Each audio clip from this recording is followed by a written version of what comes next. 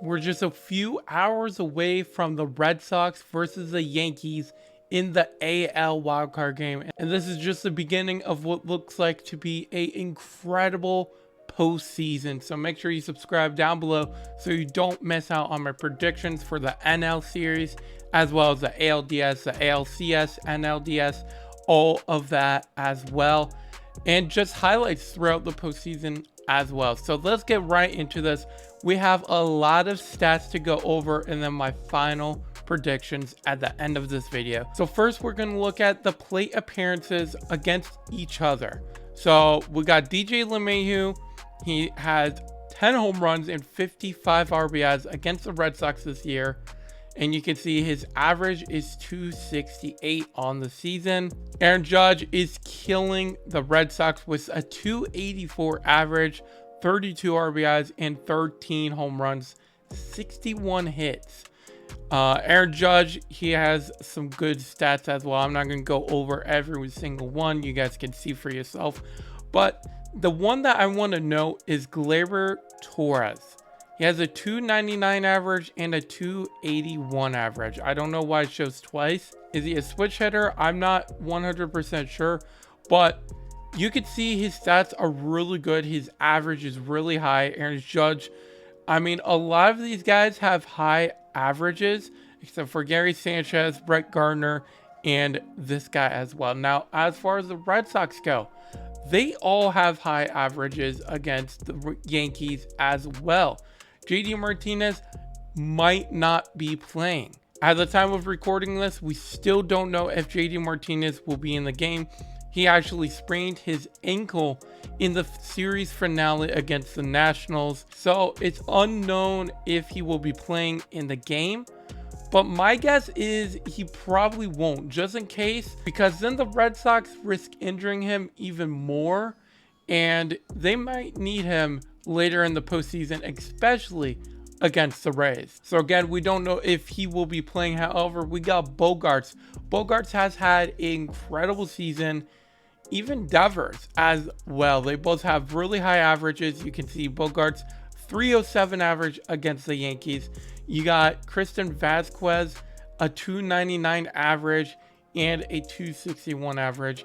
Even Hunter Renfroe has been really solid. Every single player has been solid. JD Martinez having the most home runs. If he's not playing tomorrow, then we got Bogaerts with the next most, and even Hernandez as well. So between the two teams, you have a lot of solid players, but with Aaron Judge and Stanton having 26 and 22 homers against the Red Sox, I think that might be a little bit of an advantage. So I'm over here on teamrankings.com, and you can see the Yankees have won 6 in a row to end the season at 9-10 against the Boston Red Sox. You can see they swept them back-to-back games. They lost one, lost two, won two, and then the rest is mostly Boston up until 2020. And you can see all of 2020, the Yankees won against the Red Sox, and then you also have a lot of 2019 as well. The Yankees have really owned the Red Sox for the last couple of years. You could see the Yankees have won so many games against the Red Sox, so I think that's also an advantage, because you could see the Yankees have a much better chance at winning, considering they have a lot more wins against the Red Sox the last few years. So one last thing that we're going to take a look at is Garrett Cole's and Nathan Evaldi's stats against the Red Sox and Yankees this season. So starting things off with Garrett Cole, he has a 2-2 record with a 4.91 ERA in 4 games, and he has pitched 22 innings, 24 hits given up in those innings, with a 12 earned run average, 5 home runs, 9 walks, and a total of 31 strikeouts.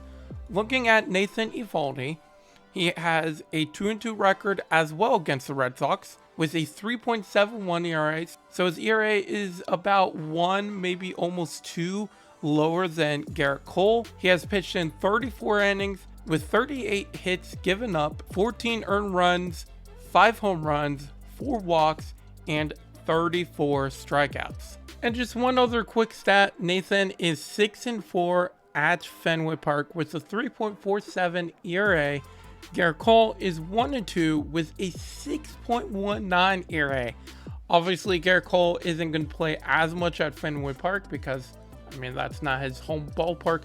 But you can see when visiting Fenway Park this season, he is bad. So comparing the two to each other, Garrett Cole has a higher ERA. He has pitched less against the Red Sox, which means they chase him much quicker than Nathan Evaldi. He's given up less hits though, given up the same amount of home runs, more walks, and a couple less strikeouts. So overall, my prediction for this is I think Garrett Cole is going to have a good game. The reason why I say this is because Garrett Cole is made for October. He has performed amazing every single playoff appearance he has had, and I really think he's going to show up against the Boston Red Sox and pitch well. Now, Nathan Evaldi, I also think is going to show up and pitch amazing. I think he's going to pitch deep into the game, but I think they're going to take him out. And I really think it's either you have to get to the starting pitcher very, very quickly, or they have to go deep into the game and then get into the bullpen. And whoever can really get to the other team's bullpen is going to ultimately move on against the Rays. So while the Red Sox are 10-9 against the Yankees, they have scored more runs total against the Yankees as well. They have 75 runs scored and the Yankees have 74 runs scored.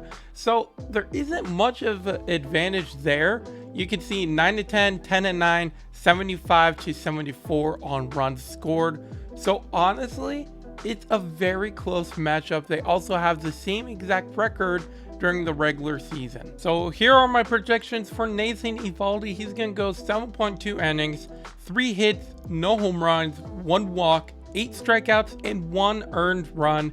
It's going to be off of a double and then a single. For Garrett Cole, I think he's going to go 7 innings with 5 hits, 1 home run, 2 walks, 7 strikeouts, and 2 earned runs. It's going to be a 2-run home run by Hunter Renfroe. I think in the 8th inning, the Yankees are going to take advantage of the Red Sox bullpen, and they're going to score 3 runs in the 8th, 1 run in the 9th, and the final score is going to be 5-3. Yankees are going to come out on top and win the wild card game. So guys, that's going to do it for this video. Those are my predictions for this game. Is going to be a lot of fun, and definitely stay tuned for the highlights right after the game. If you guys enjoyed this video, drop a like, subscribe down below, comment your predictions as well. Who do you want to win this wildcard game, and who do you want to win the upcoming series, Rays versus the winner of the wildcard game? And definitely stay tuned for the NL wildcard predictions as well, coming up tomorrow. Other than that, I will catch you guys in my next one.